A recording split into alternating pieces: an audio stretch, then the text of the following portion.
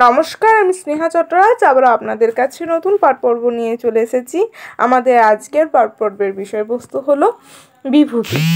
অবশ্যই যদি ভালো লাগে তাহলে লাইক করবেন, শেয়ার করবেন, কমেন্ট করে পাশে থাকবেন, কারণ আপনাদের ভালোবাসা আর অনুপ্রেরণা আমার কাছে অনেক বড় অনুপ্রেরণা।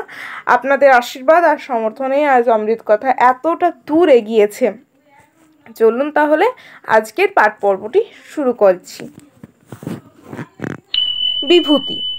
বিভূতির অর্থ তাৎপর্য।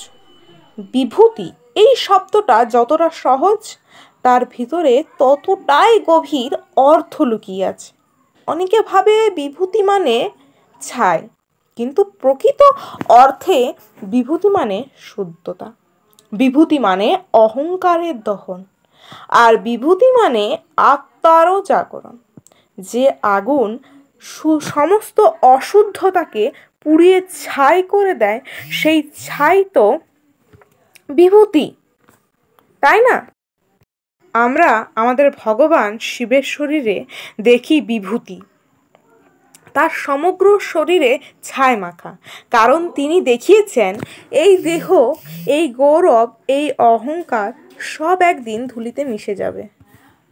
তাই আমাদের আসল শক্তি কিন্তু কোনোদিনই বাহ্যিক নয়, আসল শক্তি হলো নম্রতা।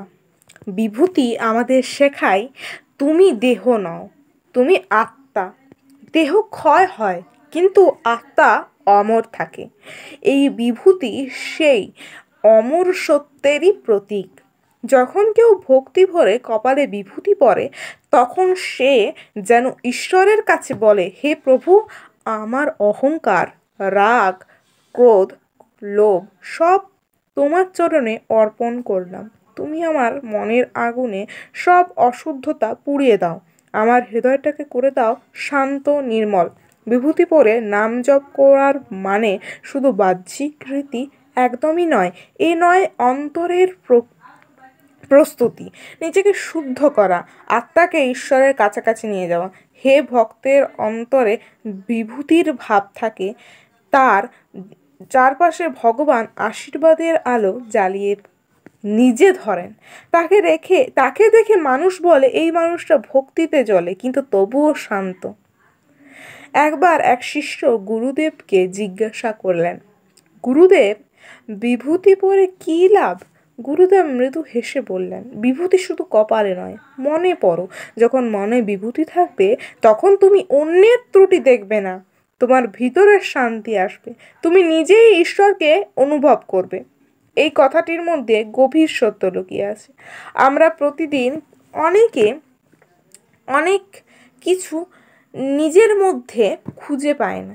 অনেকের দোষ নিজের মধ্যে না দেখে আমরা লোকের দোষ, অন্যের দোষ খুঁজে বেড়াই। অহংকার, কষ্ট, প্রতিযোগিতা এই সবে ব্যস্ত থাকি। কিন্তু একবার যদি মনে বিভূতি মেখে ফেলি, তাহলে জীবনের দাহ দূর করা যাবে।